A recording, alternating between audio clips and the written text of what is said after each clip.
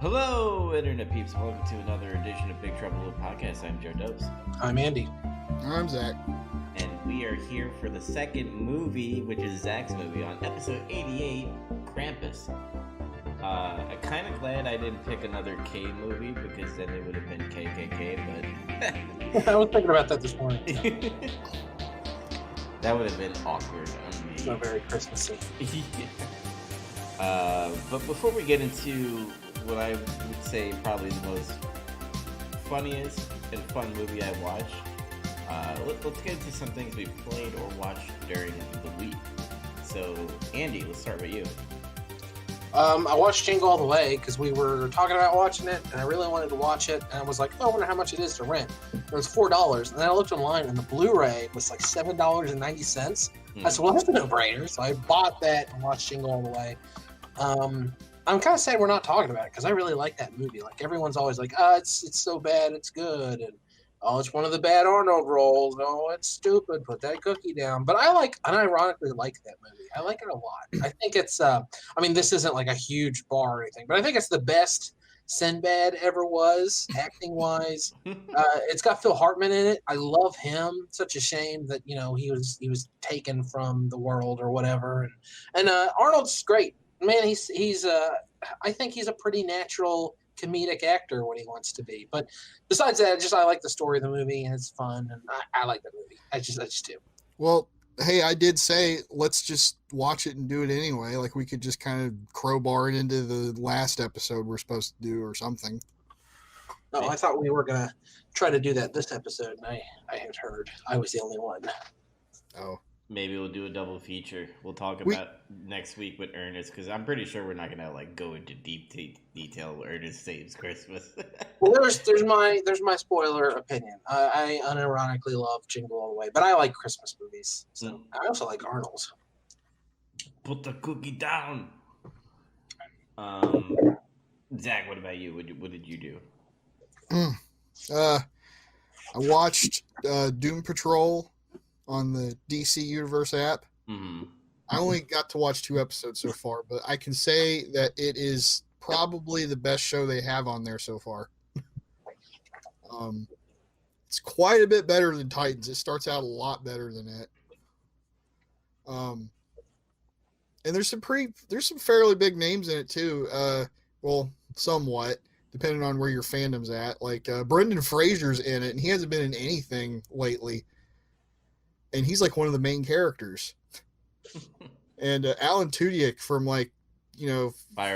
Firefly and the show. I can't remember the name of the show now. He's in Tucker and Dale versus Evil too. He's also in that. Yeah, he is the main bad guy. Nobody, or Mr. Morden, he sometimes is called as well. And his character is pretty interesting. He's a good actor. He's just not in a lot of things. Yeah, I think he does a lot of voice work too. You'd be surprised to see how many times he's come up and you just haven't really noticed it was him. Oh yeah, he's done a ton of voice work in the last 10 years. Let's see. I also watched Frozen 2. So there. Okay. You didn't even know how to react to that. What's wrong with that? I liked the first one. Yeah, I did too. What's your problem, Dubs? I don't know. Usually, people would be like, "Yeah, I caught that on the, the DVDs and stuff." Now, did you go with a bunch of friends or? No, me and my sister usually just go watch Disney movies. Oh, okay, that makes sense. I'm not scared to watch Disney movies, and that's kind of like her thing, and it's just something we always do. Fuck, I've gone to Disney movies by myself. I saw Inside Out by myself. Well, I don't know. We always have the same amount of interest in them, so usually we just both go. It was good. I'm not sure if I like it better than the first one yet, or it's the same or something. I'm still thinking about that. Were people overreacting with the whole homosexuality or something like that was supposed to be? Apparently there was some kind of stink because allegedly they were told to cut something out, but I honestly don't know anything about that. So I couldn't tell you. What else did I do? I watched wrestling, obviously, and I played and beat Panzer Dragoon 2 recently for the first time.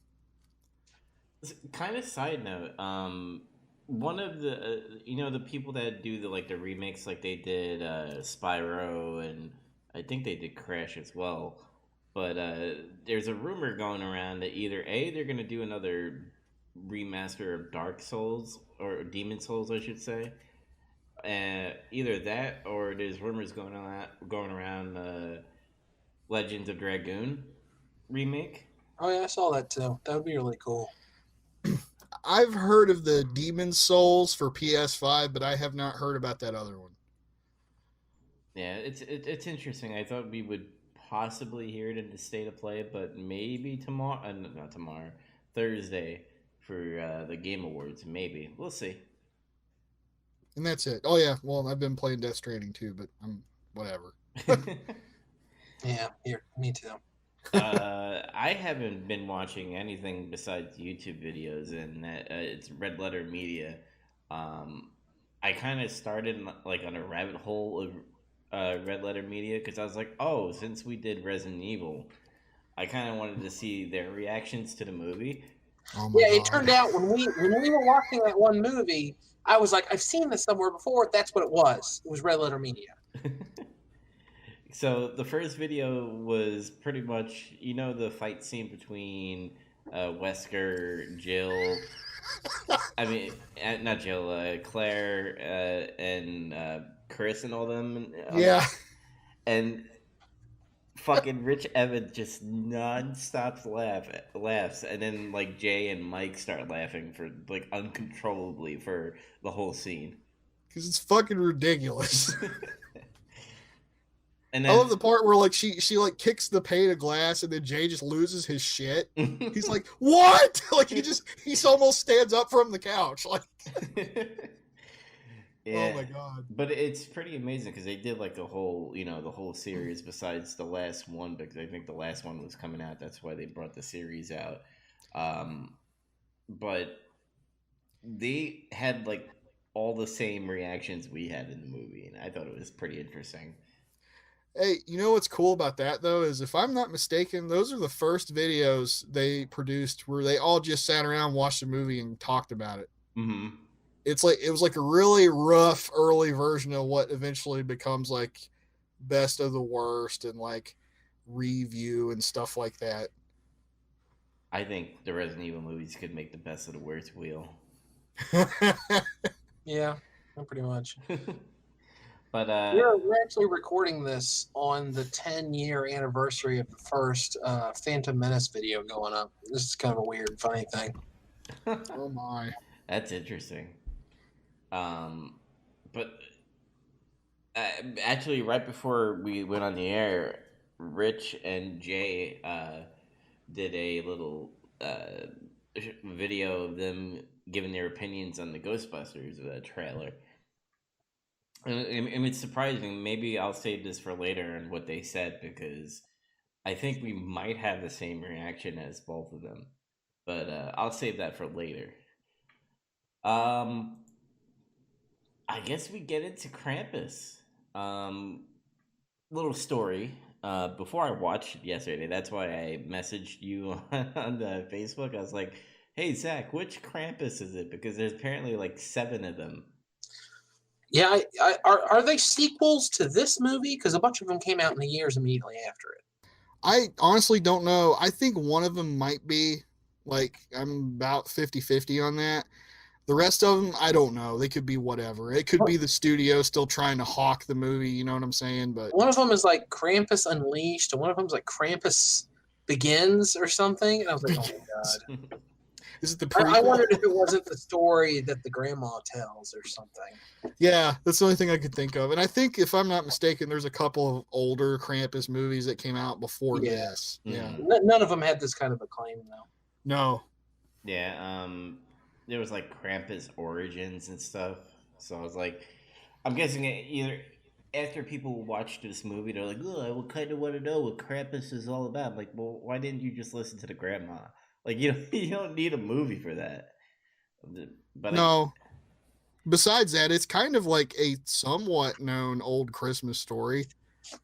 Some people knew about Krampus before that movie ever came out. Oh, Krampus is like super well known in Germany and Austria. It's like they still have weird celebrations there. Like men will dress up as Krampus and run around town and terrorize children or whatever. That sounds like a lot of fun, actually. Yeah, that sounds pretty badass. But no, it has been it's gone right alongside Santa Claus for like a century or something in that part of the world. Mm-hmm. This movie was a movie, and I'm not saying that in a bad way. What I remember messaging you guys, and I did that whole GIF of Reggie Fils-Aimé doing the whole dance when he's pointing at the clock, because it took a whole 30 minutes for it to like pick up to do something. It was more of like, here's this family that like some are good and some are a piece of shit, and I was like, all right, it's kind of setting up that whole comedy thing where like the one family is a rich Democrat, the other family is like gunslinging Republicans and stuff. And I didn't really mind that part because it just reminded me so much of like Christmas Vacation and like Home Alone, like the scenes where the family comes in and you see all the family and you're getting to know like all the characters in the family and stuff. Mm-hmm. And what really like confused me a little bit, it still kind of confuses me, is like, why did the grandma speak German for like half the movie and then all of a sudden speak English? Was that just for like I think it was just to be cool. I think it's to be like creepy. There's something about an old woman talking in German when there's something scary going on. It makes it even scarier. I don't know, in my opinion. German is a harsh language and it's very intimidating. Mm-hmm.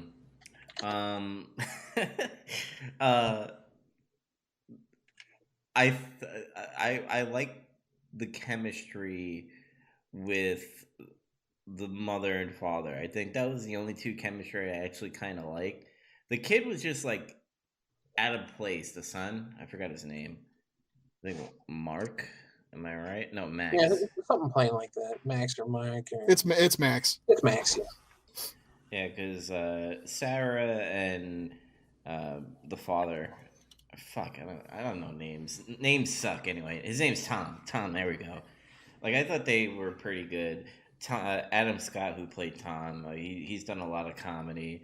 Oh, yeah, he's my favorite part. I love Adam Scott. The whole time, I think there were a few scenes that weren't really that funny, but I liked them because it made me think about Parks and Rec, and he's funny in that. So I was like, oh, this is funny. Like, tricked my brain. He's from Howard, the other guy. He was from Anchorman, right? I think he's in so. that as well as other stuff. Yeah. It was bothering me because he looks so familiar to me. I'm like, what the hell have I seen him in? I know I've seen him in something. Yeah, a lot of people in this movie I've also seen them in blank. Like the mother, it was bugging me. What is she in? And what was it? I figured it out. Now I can't remember. She's in Hereditary, but that wasn't it. I can't remember. But it turned out I'd seen her in something else too. She's in Knives Out, which is out now. Little Miss Sunshine, Knives Out, Velvet. I don't know. It'll come to me later. Yeah, she was good, and what was that? Aunt Dorothy. She was like a poor man's. Remember the movie Wonder Boy? The mom. No, I haven't seen that. Waterboy, no, yeah, Waterboy. No, she's the mother in Waterboy. Wonder Boy. Nobody want to play that foosball. Like, that's all I kept on seeing in her. I was like, why didn't they just get her to play it? But then again, that is her. That's the mother in Waterboy. No, it's not. That's Kathy Bates. Go look it up. I swear to God, it's Kathy Bates. I'm looking it up right now. Waterboy. Looking at Waterboy, hitting the IMDb, and yeah, that's Kathy Bates. Boom! You guys you confuse fat older women. That's why I said it's like she's done a lot of TV shows, by the way. She was in 2.5 Men, and she's done a lot of other side stuff. But that's besides the point. She was just funny for being like the fat old aunt that just drinks a lot of eggnog and alcohol. I won't blame you guys for getting her confused with Kathy Bates though, because honestly, she reminded me a lot of her. It's just I know who Kathy Bates is, so. But what did you guys think of the first like half hour of the movie before gets insane? Yeah, I mean, it's fine. It establishes all these characters really well, considering there's. I mean, I guess only the adults really matter that much. Most of the kids are like kind of a one note, oh, okay, they're just here to be children kind of thing. Mm-hmm. But yeah, it establishes a bunch of characters, which is what it's supposed to do. And then Beth, the first fucking kid that decides to go out walking in a blizzard to see her boyfriend. Like, I knew right away, like, she's fucking dead. She's gone. Yeah, I thought that was kind of funny. It's like, she was really barely in the movie any because of that. I kept thinking at some point, like, well, maybe they'll find her again. Maybe she's, like, stuck in that snowman or something. I kept thinking that's what the snowmen were. Is like, yeah, I thought, like, at the end, they were all going to, like, melt or something, and all the people would be in there, and Krampus just uses Sub-Zero magic to freeze you and turn you into a snowman. That's what he does. But no, that was not the case. Yeah. The tone of this movie, the identity of this movie changed a couple of times because it was like, I want to be a comedy movie, but I also want to be serious. But hey, look at this fucking cartoon in the movie, which I thought was pretty neat, by the way. I like that a lot. Yeah, it was cool. Very Tim Burton-esque kind of stop animation or something. Maybe they did do it because there's like a million Krampuses out there right now. But I kind of wish that there was a full movie like the animation that they did in this movie of Krampus. I think I would have probably liked it a little more. I mean, it's like all the old. Oh my God, what are they called? I'm trying to remember. Nightmare Before Christmas, or no, something in something movies. Oh my gosh, this is gonna bother. Wallace and Gromit. No. Yeah, damn it! That's the only Ann and Man movie. I mean, they're like all the classic Christmas shows. Claymation? No. I don't know. I'm blank. I can't help you. but got to do better than that. But the cartoon was like really good, and then it like got depressing because like Rankin and Bass. Sorry. Well, I've never fucking heard of that. No, they did like Rudolph the Red-Nosed Reindeer and Frosty the Snowman and all that motion stuff. Oh, okay. It's like some of the most famous Christmas specials ever made. Mm-hmm. Okay, well, I've seen all that. I just didn't know who was behind it necessarily. Yeah, they did Rankin and Bass. They made a bunch of that kind of stuff. Okay. Yeah, but like the cartoon was like fucking... I believed in fucking Santa and everybody was being douches, so Krampus came around and killed everybody and kept me alive. So, like, a token of, you better fucking believe or, you'll end up like your family. And I was like, holy shit. I was like, that's fucking serious. And then killer gingerbread men cookies coming down the chimney next. And that's when I just started laughing, like Rich Evans laughing for nonstop. Yeah, Krampus starts actually assaulting their house at this point. Yeah, I mean, pretty much with the whole Beth going to, the boyfriend's house and then getting lost in the blizzard. And I'm thinking Krampus killed her. That's why, to scream and everything. Yeah. And then Howard gets fucking bitten and they come back and they do like this whole like... the movie Signs where they board up all the fucking windows and shit and just stay in. And when I first saw the chain come down, I was like, oh, he's just gonna fucking... I mean, he ends up grabbing the kid, but I didn't expect like the fucking cookie to be alive. And I wonder if that kid was like mentally deficient or something. I don't know. He never said anything, and he always just had like this blank stare on his face.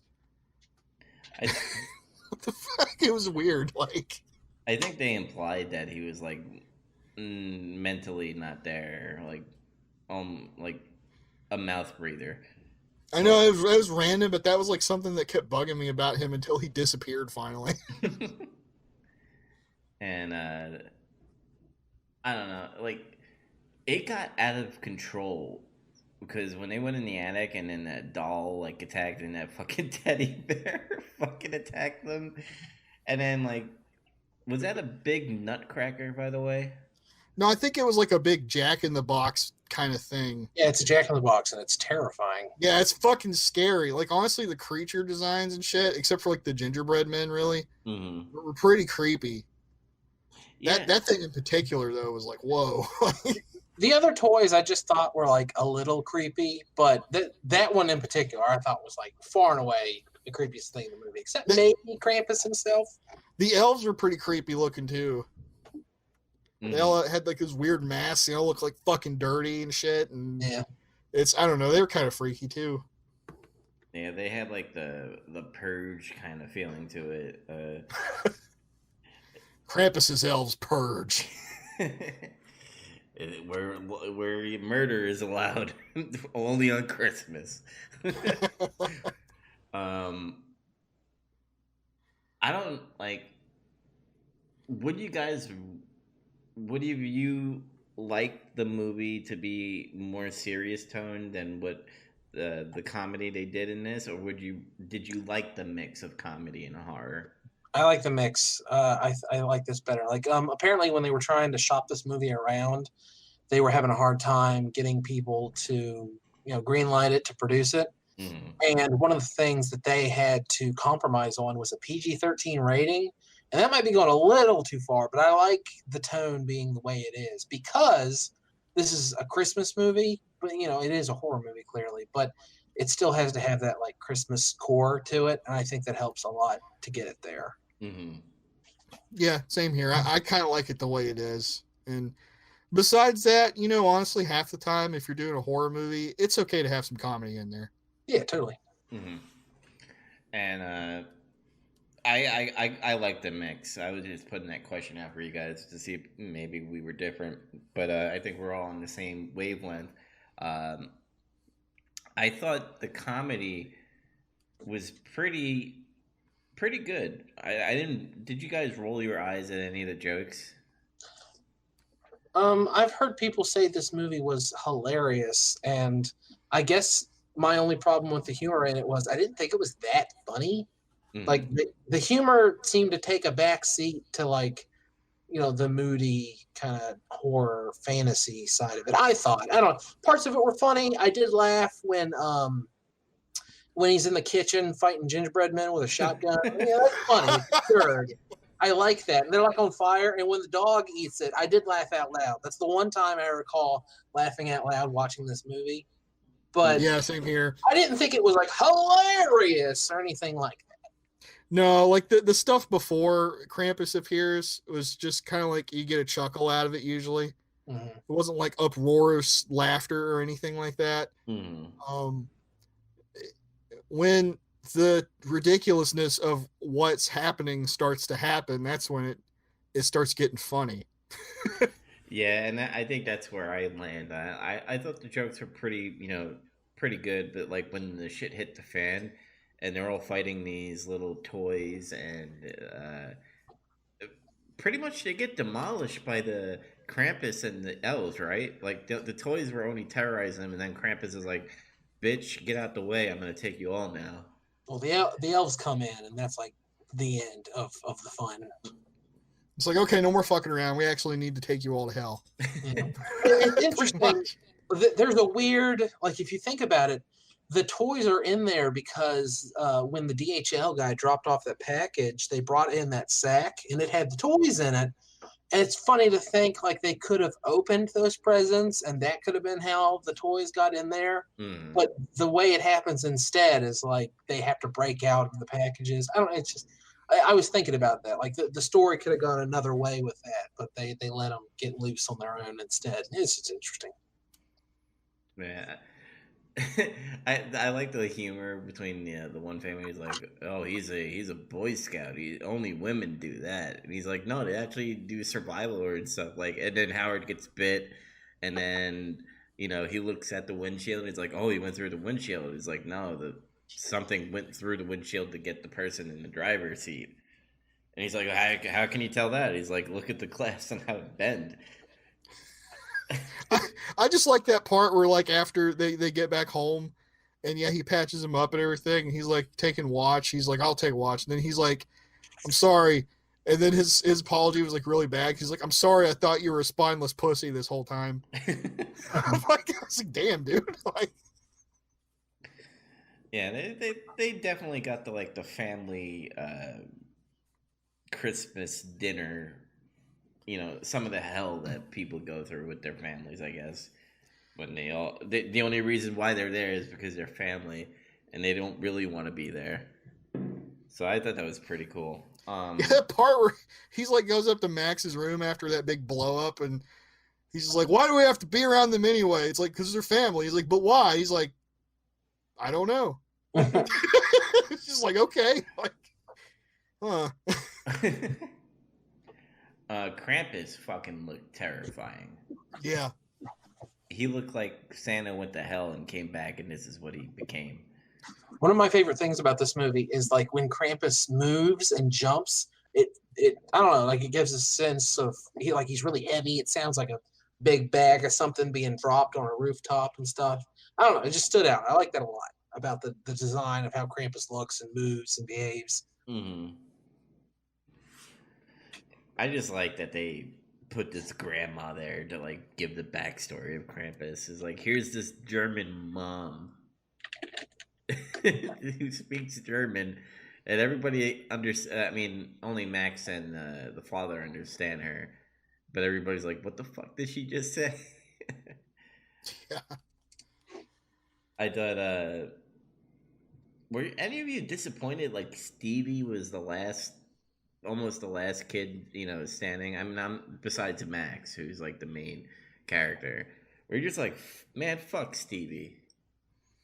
I don't know. Those two sisters to me were like basically interchangeable because the whole time they were on camera, they were attached at the hip.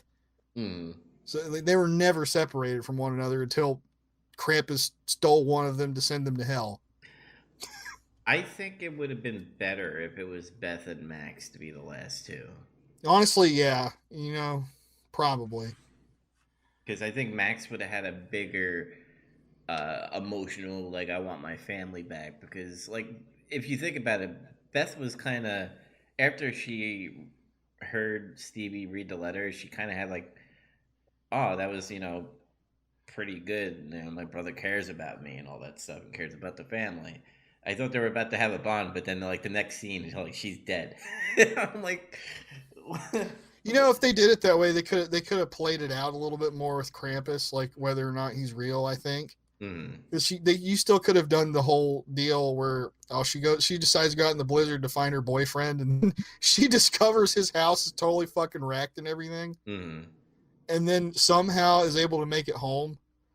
And it's like, what are you talking about? There's some monster. It's like, you're hallucinating. It's probably his stupid dumbass friends playing a prank on you. And they don't listen to her because that's what always happens. Nobody listens to the teenage girl, right? Yeah, but they need an excuse for them to go outside and see the snow truck and get in trouble and get hurt and whatever. Well, they could have done with the whole power going out kind of thing where Howard goes out, maybe Tom and them go out and see if other neighbors, kind of like a Maple Street and Twilight Zone. Remember when they get all curious on why the power is going out? Let's go to the next block, see what's happening, and then something like that happens. We're rewriting the script. Yeah, I don't know. I just the whole like Stevie getting taken and like. In reality, he didn't really fucking care about Stevie. I guess not. It did feel a little weird, though, yeah.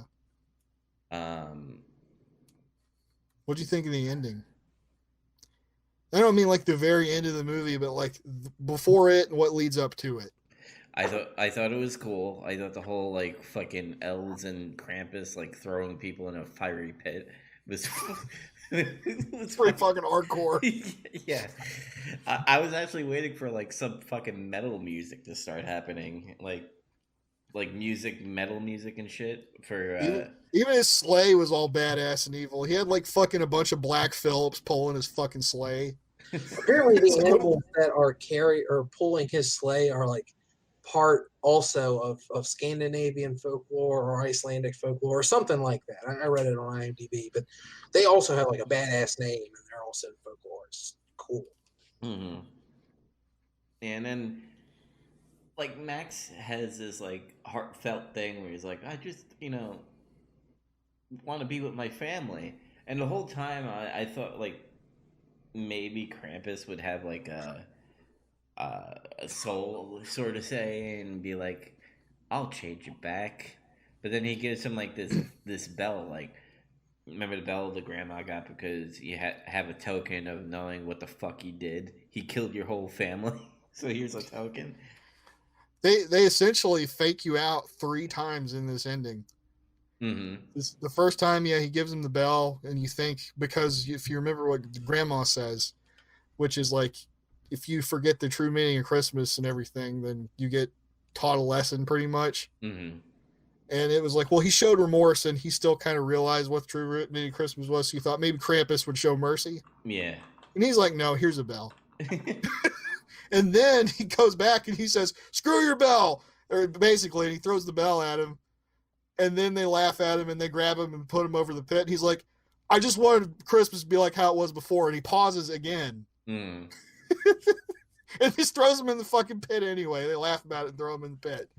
Yeah, and then that's when we get to the ending, and I kind of thought this was gonna happen pretty much when Max said I just want it to be like how it used to be, and I was like, oh, it's gonna be like Groundhog's Day where he like wakes up on Christmas morning and everything's back to normal, and then the whole twist is like they're trapped in this like house because they're like in a snow globe kind of thing. They're trapped in Christmas hell. Mm-hmm. And I kind of like the whole when he said when he opened up the present and the bell was there and everybody just like fucking Christmas spirit is gone. That's one of my favorite parts of the movie, I think, is because like he's the only one who remembers what happened. He's like, oh, this is weird. Oh, yay, Christmas time. And he opens it and it like goes around and shows all of them and it's playing the stuff from before and it's clear that they're all remembering what happened. I really like that part. Mm. Yeah, that was very cool. I heard a lot of... So you both interpret the ending as they're stuck in like a Christmas hell, maybe a Groundhog Day kind of situation, right? I basically do, yeah. There's 2 interpretations of the ending of this movie.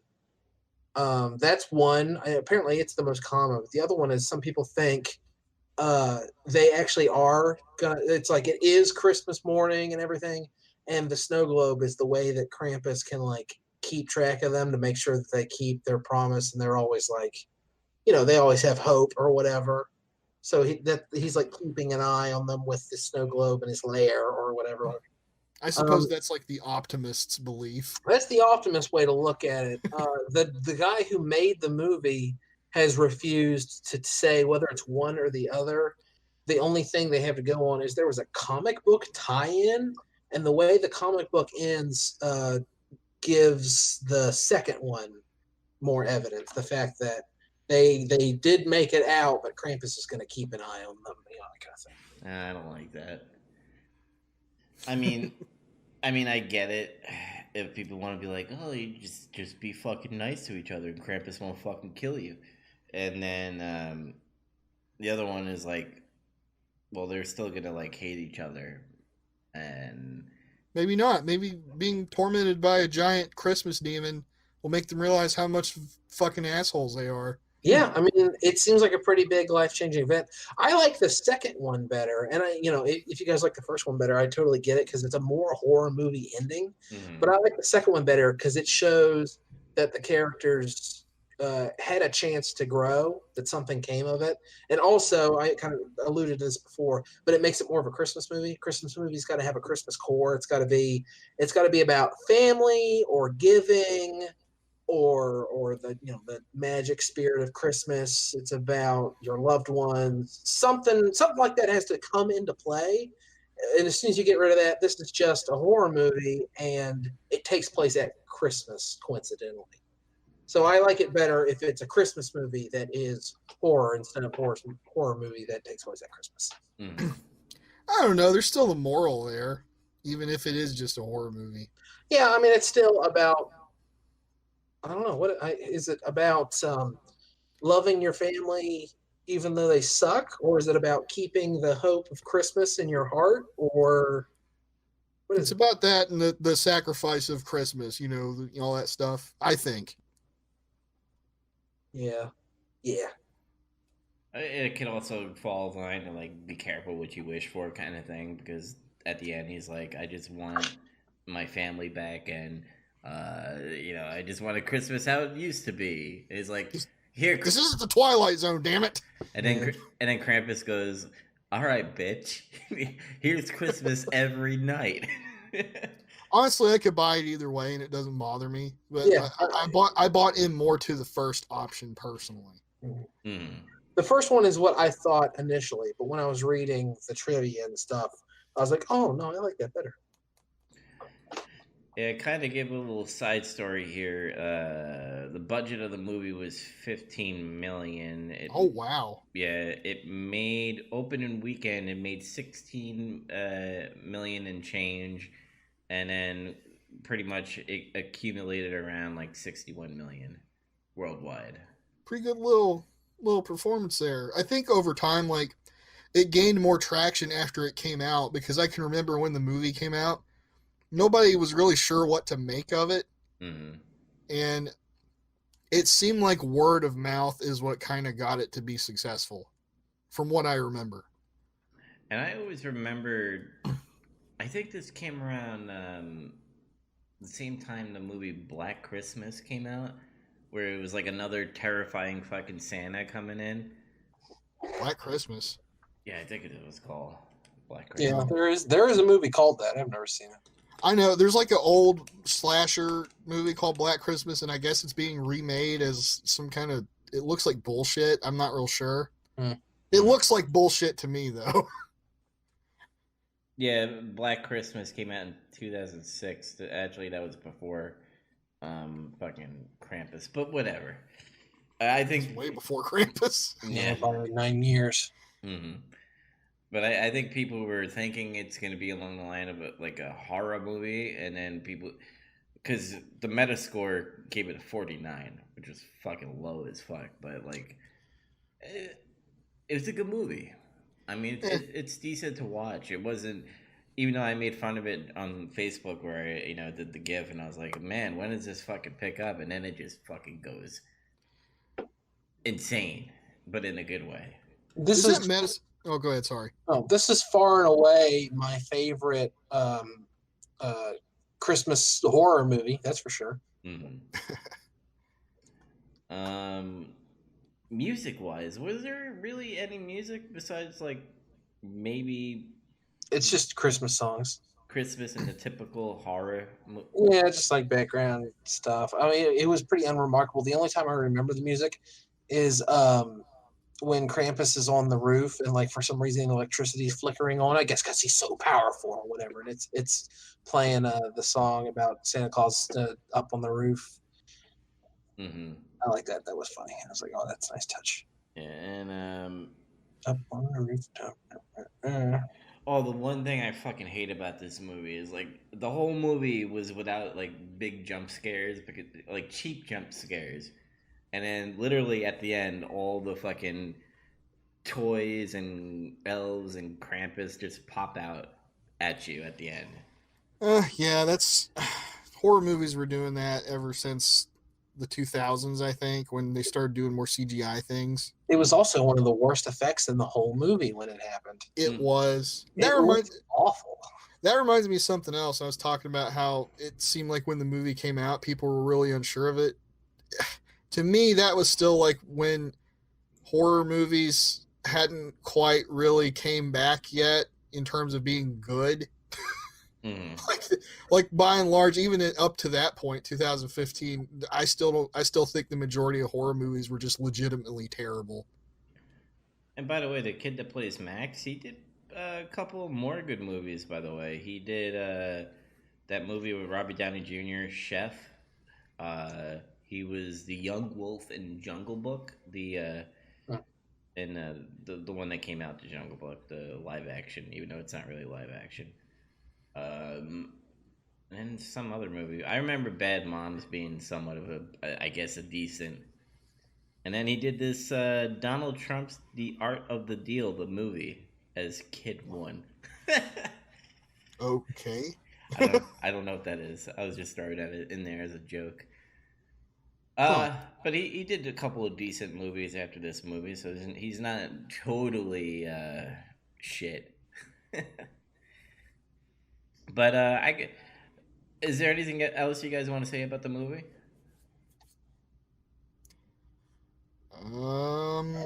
It was good enough. It's worth watching. I'm glad I saw it. I enjoyed it. Mm-hmm. I was not bored. No, I like it pretty well. It could be a good horror movie or it can be a good Christmas movie to me, either way. You got the best of both worlds. Yeah. And I don't know. I like the fake outs and the moral and stuff. And I like there was just various parts of the movie I like that would remind me of other Christmas movies or something that I like. That might have been done on purpose, but who knows? So I guess we're gonna all say we recommend the film. Yes. Yeah. Okay, cool. And I put Krampus at number 2. What did you? I see Andy put it at number 2. Yeah, number 2. What about you, Zach? Where are you placing it? Oh, I'm probably gonna put it at 2 as well. So you're gonna go Klaus, Krampus. Yeah, I think Klaus is overall a better film to me. Okay, cool. So we're all on the same page so far. Are we thinking about doing the double feature of Ernest Saves Christmas / Jingle All the Way next week? I already watched Jingle All the Way, so. Zach, did you want to do a double feature, or did you want to keep it to one movie? Because it doesn't really matter to me. I don't give a shit. I was somewhat serious about that. I was like, let's just do it anyway. Fuck it, you know. All right, so double feature next week. We're gonna do Ernest Saves Christmas and Jingle All the Way. So that's how we will tie off pretty much 2019, because next week is going to be the last show of 2019, because we're going to take a little mini vacation because of the holidays and then come back in January. So remember, watch Ernest Saves Christmas and Jingle All the Way, and then come back here and then we'll talk about it. But before we sign off, let's talk all about these movies and games and shit that just fucking got announced, like literally in a span of 2 days. I guess we'll start it off with the Bond movie. Really digging it. Is this supposed to be Daniel Craig's last movie? They've said that his last several movies, but yes, they are saying that.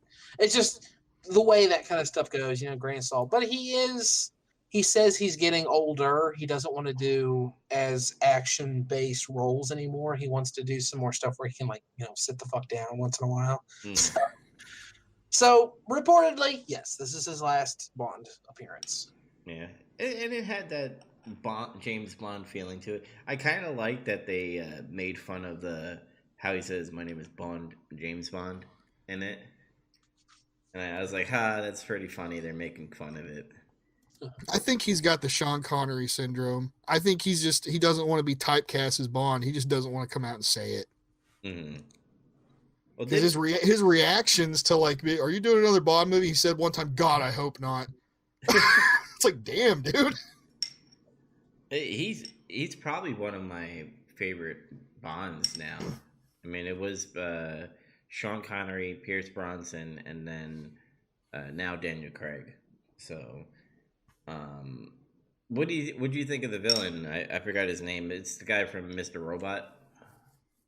Oh, Rami Malek? Yeah. I didn't see the trailer, sorry. So I'm just kind of like the spectator here for this.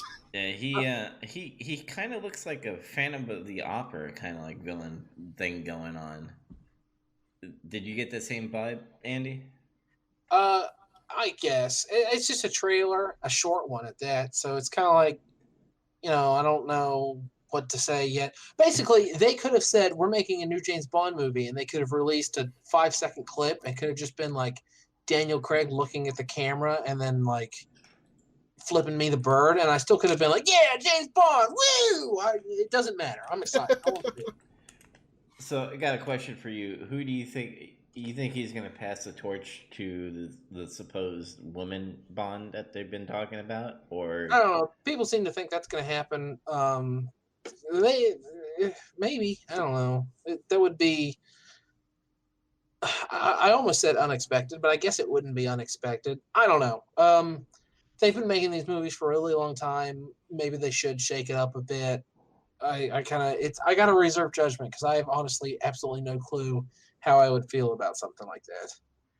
and do you think they kill off this Bond, like he dies, even though he says no? Maybe. I think a lot of actors are doing that now. They're like, I want to make sure I don't have to come back and do this. Like Harrison Ford has famously done this. Kill this character. I'm done. No, we're done.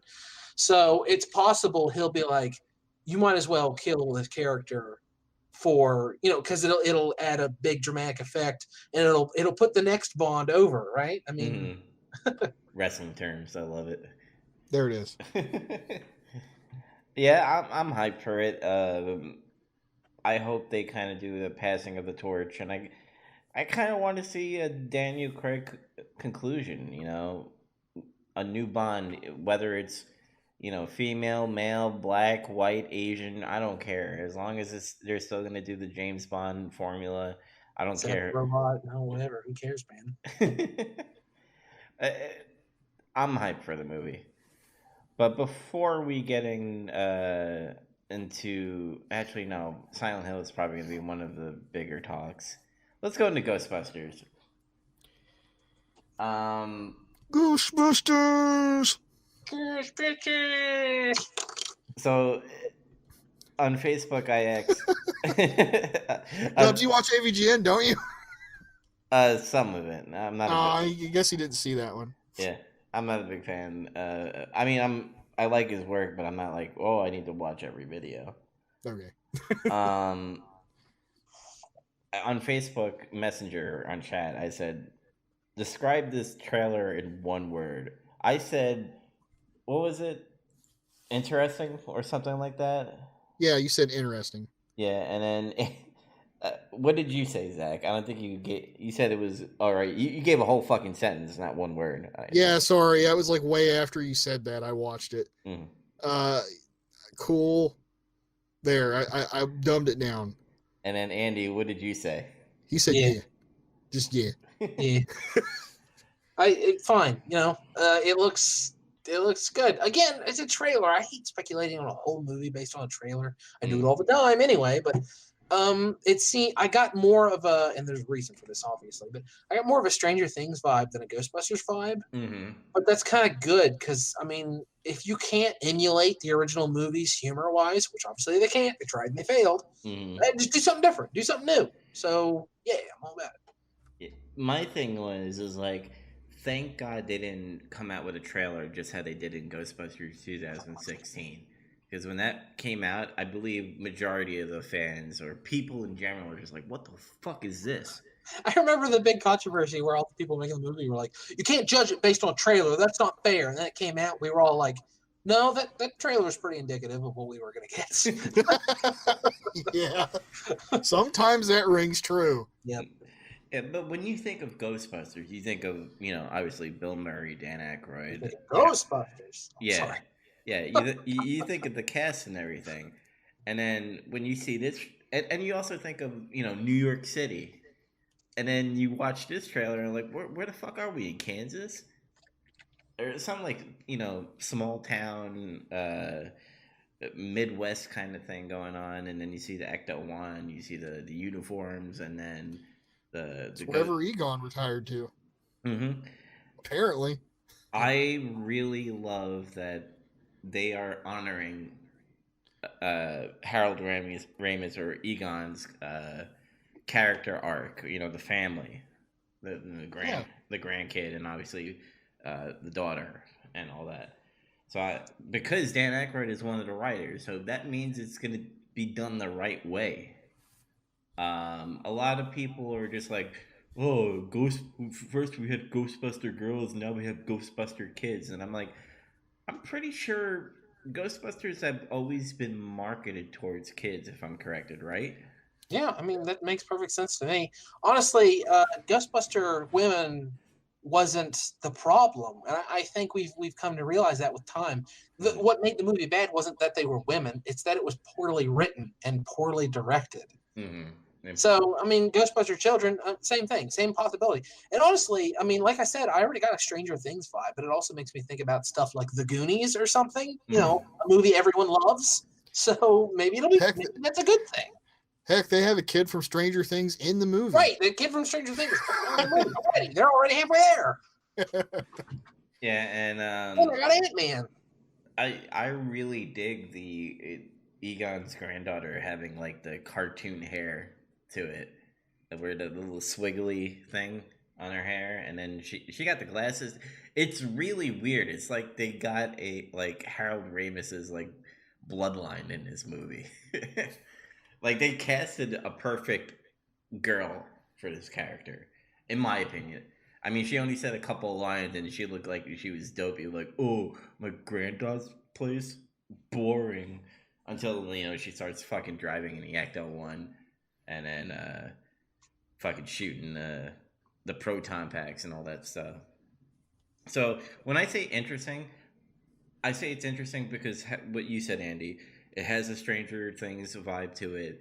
It's in this small town Midwest kind of setting, and fucking Paul Rudd's in there. And they have a director who is a fan of the movies. Yeah.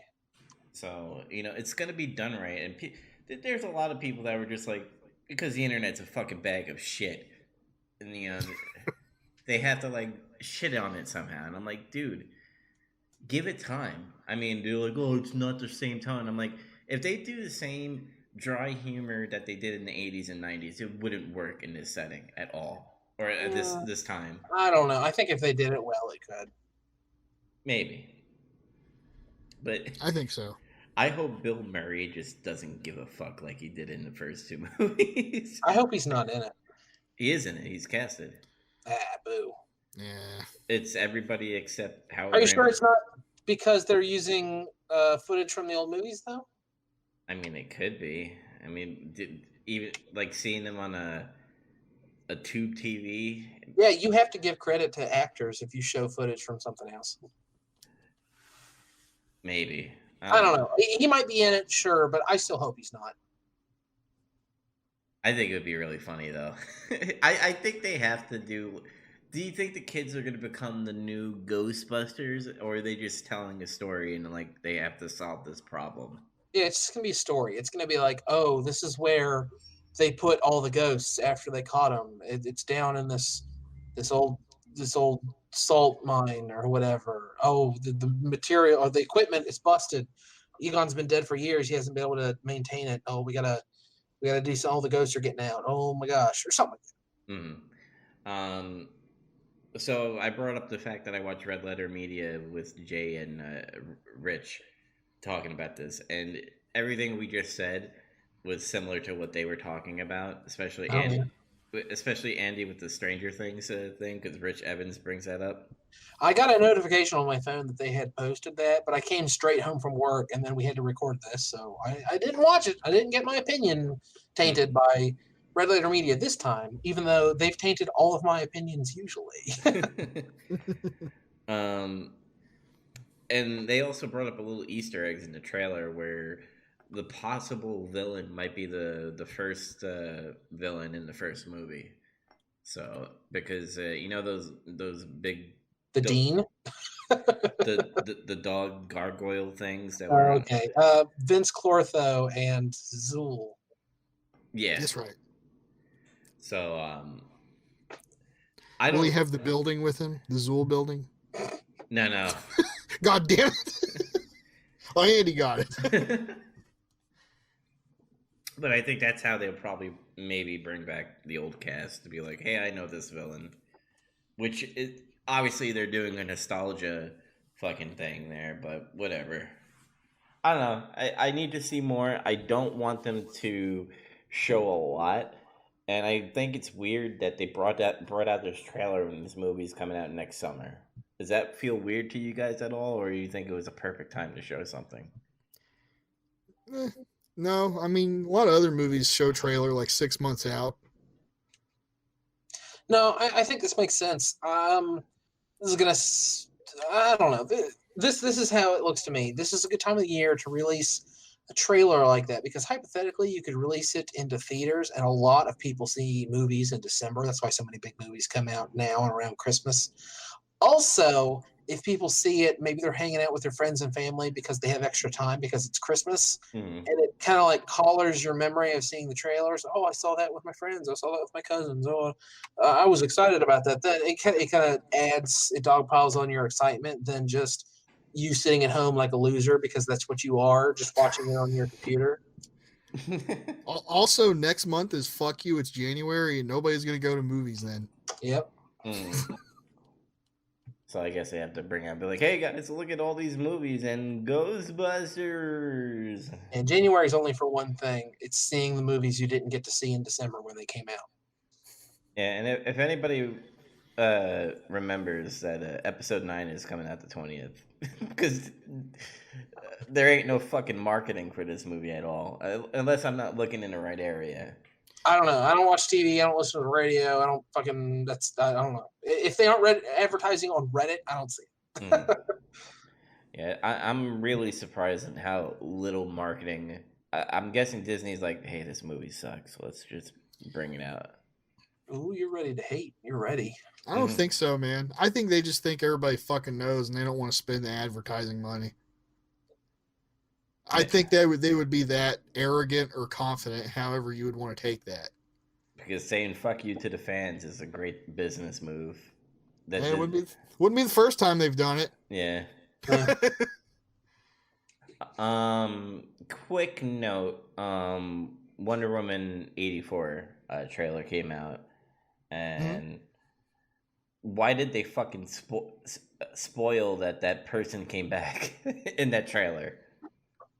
I think, well, that's part of the allure of the movie, I suppose, is why is Steve Trevor back? We thought he died. So you'll want to find out, won't you? Well, you should see this movie, I guess. Yeah. And if you just listen to us spoil it, sorry. It's not a spoiler. It's in the trailer. Oh, you mean the old movie? Fuck, that movie's like 2-3 years old now. Come on. Yeah, but wouldn't you want to have be like, oh my god, I don't know. You said Steve or something? I just called him Chris. Steve Trevor. It's a character in the comics, damn it. I don't read Wonder Woman. Well, you're fucking stupid. Oh, fuck you. Fuck you. No. But yeah, like I would have saved that for like maybe forever until the movie came out.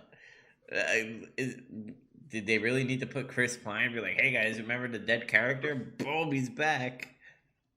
Well, I think part of it is because he is a pretty important supporting character in those comics, and it's like, oh my god, they killed Steve Trevor in the first movie. Like, so like, yeah, if you know anything, that's like kind of a big deal, and it's like, okay, well, he's back now, I guess. Well, how did he come back? This is like mystery. He's a robot. Maybe I don't think he's a robot. I think I know what's going on, but I don't want to say anything. So, in the 80s, did like malls become like super popular in the 80s? Yes. Okay. Did you ask if malls were popular in the 80s? No, I'm from Soviet Russia. I know nothing of your culture. No, I'm saying, did it get Do people wear blue jeans in America? Because I fucking... Guys, how long has McDonald's been popular? Have they sold a lot of hamburgers or just like some? Fuck you all. No, because I actually, like, after seeing Stranger Things Season 3, I'm like, oh, malls. I'm like, okay, cool. And then, like, I seen this movie, and they, like, introduce another mall, and I'm like, when was fucking malls popular? Was it the 80s? There were, like, I don't know if you knew this, but there were, like, 4 malls in the United States in the 80s. Isn't that wild? Yeah, that's when the shopping mall started to crop up, and that's like, oh, that's part of the plot of Stranger Things. Is like, oh, it's killing the town, you know, Yeah. and some of that's here around where we live. There's like the whole deal about the Huntington Mall. You hear about that, and uh, yeah, I don't know. Like that's when malls really started appearing. Was in the '80s. It was like a big fucking deal. Yeah, it was a big deal. We watched Shopping Mall. It was like the second movie we watched. um, yeah. So Wonder Woman, I like the first one. That was probably the only decent DC movie in a long time. It was good. It's their best one easily by far so far. Well, yeah. Well, the bar was pretty low when that movie came out. Yeah. I don't know. I'm still weird about some of those movies. Apparently, like I still like the first Superman movie they did. Yeah, I think this will be another hit because fucking '80s and Wonder Woman. What could go wrong? are they still trying to advertise it like it looks like Thor Ragnarok? Because I remember that poster. Yeah, the poster, it's still doing all the radical, cool looking 80s aesthetic shit. Aesthetic. Yeah, it's doing that shit. Alright, let's move on to some gaming. State of Play happened. Only 2 games jumped out at me. The Ghost of Tsushima. Yeah, it's getting a trailer tomorrow. Yeah, it's gonna come out at Game Awards. The rest of the trailer. That's the only thing I saw that I was interested in. Do we still not know when this game's coming out? No clue. No. Fuck. Yeah. I think they're gonna announce it obviously on Thursday. I hope so. I'm kind of interested in it, but I feel like it's like we've gone a really long time without learning anything else about it. I'm starting to worry they're going to be like launch title PlayStation 5. Maybe. Yeah, It'd probably be a dual release though. Yeah. Yeah, it might be a PlayStation 4, but then if you want to play it in really, really good graphics, get it for PS5. Yes. Yeah, I'm hyped for it. They showed like a tiny, tiny trailer of it and be like, to be continued. Go watch it on Game Trailers. So, not Game Trailers, Game Awards. God damn it. Game Trailers doesn't exist anymore. That's true. Well, they should call it the Game Trailers because that's all I care about. The Game Awards is Game Trailers. But yeah, I don't care who they arbitrarily award plastic statuettes to. That's a waste of my time. Even though I kind of want to see the shit storms that's going to happen if Death Stranding like wins all the awards. But the other game that got announced, I don't know. Did you watch State of Play or did you just watch the trailer, guys?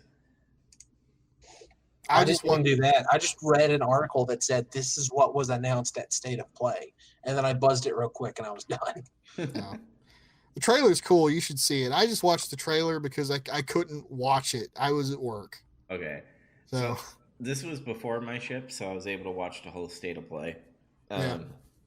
They did a little trick on us because they did the whole, next up, here's the next title from Capcom, and it said Project Resistance. And I was like, oh, really? Are they still doing this? And we go into the trailer. And then, everything seems ominous. There's like a fucking big tyrant that's in the shadow. There's a time. And then all of a sudden it's like 2007, which is military time, if anybody wants to know. And then we're in like Mirror's Edge mode where you're just like running away from this tyrant. And you don't know who it is. I mean, there's a woman voice, but we don't know. I'm like, oh, is this Project Resistance still? And then you see this tyrant crash through. Still, you don't see who it is, but like you, right away, I was like, that's Nemesis. It has to be Nemesis. It's too quick to be Mr. X. And they finally show the full body, and it's Jill, and I'm like, holy shit, yeah. Finally, the rumors are true, even though it got leaked out on the PSN store. They didn't really. They showed up all the characters. I think they modernized everybody really well. I think Carlos looks funny as fuck though with that fro, with that frizzy hair that he has going on. Sometimes Hispanic people have hair like that. Brad looks fucking cool. I'm happy Brad's in it. They kind of teased that Jill Valentine is going to get infected. I mean, that happens in the game. Yeah, but like, So, yeah, but not to the point of becoming a zombie, right? I thought she was like freaking out or some shit. Like, you know, it was just like a horror She has scary. a dream. I bet I'm calling it dream. Yeah, there could be some psychological horror, maybe. Or maybe there's a infection gameplay element that we're gonna have to be keeping up with in that game. Maybe. Yeah. What do you think, Zach? You think they're gonna make it like an open world Raccoon City kind of thing, and you're just running away from Nemesis? Obviously, you're gonna have certain points where you're gonna need to go to, but do you think it's gonna be a little more open than Resident Evil 2 Remake? I think it could be like not too much though at all. Mm. I say it'll probably open up more, but they've also gone on the record to say this game would be more action oriented than the last one, which makes sense because that's how it was last time. I'm kind of wondering if that whole chase sequence deal was actually like a gameplay, like, oh, check this out, like a wink nudge, or if they're even going to have that at all. Like, that was just like a trick.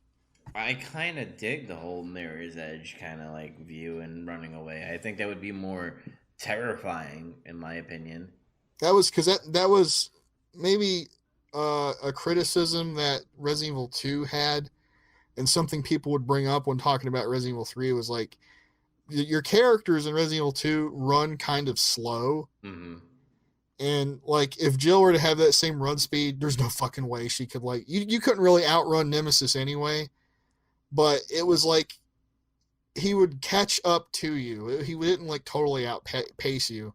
Mm-hmm. But if you didn't get running quick, he'd fucking run you down and start punching the shit out of you and everything. Yeah, and I really like that we kind of see the people getting infected before they becoming zombies, like the chaos of Raccoon City before everything shit hits the fan, yeah, brother. It looks like we're going to be able to see a little bit more of like what happens before. Maybe we'll even have some gameplay during that, which would be really interesting because Jill's been in the town the whole time, like all the events leading up to when you actually play Resident Evil 3, like the old game anyway. Mm-hmm. So yeah, it'd be cool if we get to play some of that stuff. Yeah, they did show a little bit of gameplay, and the dodge feature is back, so cool. That's cool. As long as they map it to like some other kind of button, it's easier to do. It's fine.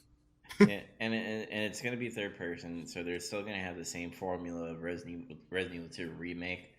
That was another, like, people were like shitting the internet, like, I don't want to have a Mirror's Edge Resident Evil. I'm like, dude, you're running away from Nemesis.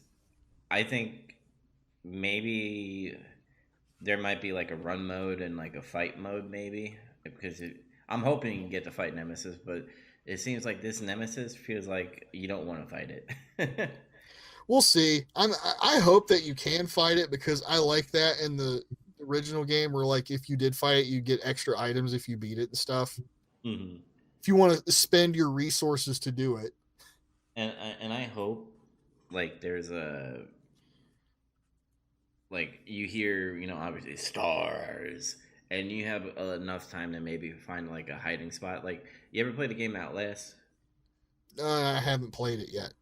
Well, the whole thing of that is like to hide and run away from whatever enemy's there. Yeah. I think that would be pretty cool to hide, and then obviously if you want to run, or a third option to fight the Nemesis would be pretty cool. But just, hearing Nemesis and crashing through walls and shit, I think is going to be terrifying for me to play. But really hyped for this, and I'm really hyped for the collector's edition. I sent you guys the collector's edition, what it comes with. Yep, I'm gonna get that thing. I was originally gonna get the one for Resident Evil 2, and I pussied out and decided not to get it, and I regret it. Mm. So I should have gotten it. I'm gonna get this one though. And I believe if you pre-order, you get the old costume. So if you were just like, I don't like this modernized bullshit, you could switch it back. You don't like Jill wearing pants, I guess? Okay. I mean, she still looks like Jill. It's just she's wearing pants now, Mm, combat boots. To me, it looks like she threw on half of her uniform from the first game and just wore a tank top. yeah. Honestly, which is cool. But yeah, it's not like the usual classic costume. That stupid bullshit game developers like to do, where it's like classic, and it's literally they just make like an old polygonal version, like from the PS1. I fucking hate that stuff. It's such a damn tease. Just do you know what people want? Give them the real thing. And I hope people are just not like, because I remember when Resident Evil 2 remake came out, like, oh, it's not fixed cameras. I'm like, dude, get Man, away. those fuckers will bitch about anything. I swear to God, they're bitching about how Nemesis has a nose now. Fucking stupid. Oh, dude, the last part of that trailer when you see him getting like modified and shit and surgical and all that Oh stuff. yeah, I hope they show some more, like we learn more about Nemesis, because I've always been really curious about that, because he's such a different like creature compared to everything else. Mm-hmm. So that'd be kind of cool if we get to learn more about him. And they kind of show a brief Hunter in that game in the trailer too. So I was like, oh, this is gonna be fucking Damn, hunters in this type of gameplay. It's gonna be interesting. yeah. Yep. So keep an eye on that. I bet you either we might get more trailer on Game Awards, and then maybe like a gameplay reveal at. Oh wait, no, it's coming out in fucking April. I was gonna say, you know what? What's most likely gonna happen is it'll become part of our Nemesis project. Yeah. And by the time it's out, well, that'll be like when we can play it and we can add it on. Yeah, that'll be at funny. the rate we're going. Yeah, we'll get back to that. Yeah, I mean, I'm not complaining. I'm just saying there's still a lot we have to do that we haven't done yet. Mm-hmm. Yeah, so I guess we'll get to our last story. So, Zach, you brought up an article about this, so I'll let you intro the story. Okay. Yeah, I found an article on a gaming news website where some kind of leaker in Reddit or something was talking about like he knew some stuff going on with Kojima Productions and Konami, and supposedly Kojima's trying to petition to do Silent Hill. I guess let Konami farm it out to them and let them do it third party style or something. Mm-hmm. And he kind of went on to elaborate on like somebody had quit Kojima Productions recently, and I thought like that was kind of weird. Mm-hmm. Like I learned about that before this leak happened. I was like, okay, some guy just quit. It was just one guy, and then he says like, oh, this was because he got mad because Kojima was wanting to work with Konami again, and he refused to do it, so he left. Good, maybe he's the reason. If that's true, sure, I guess, because this is the thing. We still don't even know if it's true or not. It's just rumors. Mm-hmm. I guess the biggest question is like, do you really think this could happen? Is this plausible? And I think it's kind of plausible, sure. I think it's plausible because that one director is doing a Metal Gear Solid movie, and he's a big Metal Gear fan, and I think they had like Konami and Kojima in the back, pretty much, doing the background stuff with him on the movie. So maybe a relationship grew again between Kojima and Konami to the point of maybe working together again. I think it could be work. They could work now that they're separate. Like he's not directly working for them anymore. Mm-hmm. So it's more like he's not spending all our money doing all this bullshit. In this case, it's like we're going to commission you to use our IP to make this game. Yeah, because you got to you got to think it like in wrestling terms. Remember, like there was a lot of fallout with wrestling between wrestlers and Vince McMahon. Like no, it's infamous, yeah. But they always come back, and they know they come back because it's business. It makes money. And right now, a lot of people want Silent Hill, a Kojima Silent Hill, and the only way to do that is to work with Konami. Yep, and it's like the other part of this that makes me think it's plausible is that apparently Konami will still do things with their IP besides the pachinko machine. Like they had the Castlevania collection that just came out. Mm-hmm. That so it's like they're willing to just let other people do something with their shit at least still. Yeah. That's all they're willing to do with their shit. Well, whatever. I mean, if there's some kind of way where we can still get these kinds of games and they're just not willing to work on it themselves, whatever. At least we can still get them, right? That's fine with me. I mean, I would prefer someone besides Konami handle these IPs. This is a best case scenario. Yeah, that's what I think too. Because at this point, you're going to get more fresh takes or maybe even better ideas or something. At least they're still going to be in circulation. Because it'd be a damn shame for all these IPs to just die and just be fucking video arcade games or some shit in Japan. Yeah, they've been licensing small bits of stuff here and there. Like the Castlevania anime is another example of that. And plus, they've been letting uh, Mondo release their soundtracks on vinyl, like little things like that. Like it's clear that they're aware that they're sitting on a bunch of valuable intellectual property, but they don't want to make games anymore. So this is the next logical step is just let other people make the next Contra, let other people make the next Silent Hill. You know, Yeah. let's get a Suikoden, let's let someone else make it. And the only other reason I could see Konami giving Kojima rights to the game is if Sony is willing to pay the Kojima paycheck of getting whatever he wants to do. Because you don't see, you know, Konami is probably not going to shell out money because of how much money. No, Konami's got to get a check. That's all they want. Yeah, well, what I'm saying is like, if there's going to be a relationship, because Kojima can't do this on his own because he always wants to have everything big. It's either big or nothing. So he still needs somebody to pay for, like, you know, getting like another Norman Reedus or a fucking Mads Mikkelsen. Or maybe he'll just fucking hire David Hayter. Maybe I could see that working though too, because apparently Death Stranding was successful financially, Mm-hmm. so he's got that feather in his cap too. He made one game, and it was good out of the gate, money wise at the very least. Mm-hmm. Andy, what do you think? Are you just like, you don't see this happening, or you think it might happen?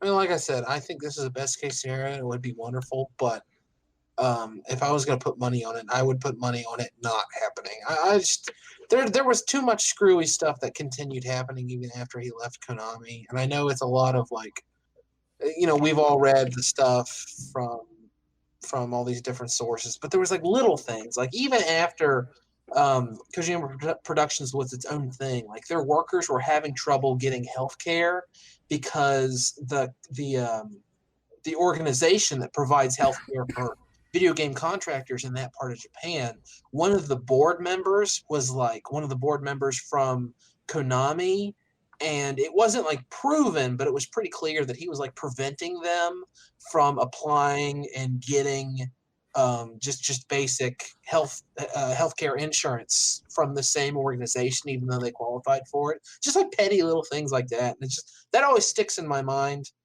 But it would be cool if it worked out that way. That would be really, really cool, and I would love to see that happen.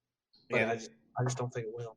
there was another news story that like Konami was selling SilentHill.com for like 10 grand or something like that.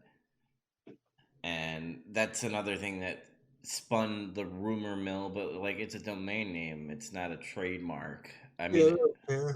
if there was a trademark like buying that was happening, then I could be like, oh shit, it's happening. Or maybe they'll be like, oh, here's all the Silent Hills remade or something like that. Yeah, maybe they do it right this time.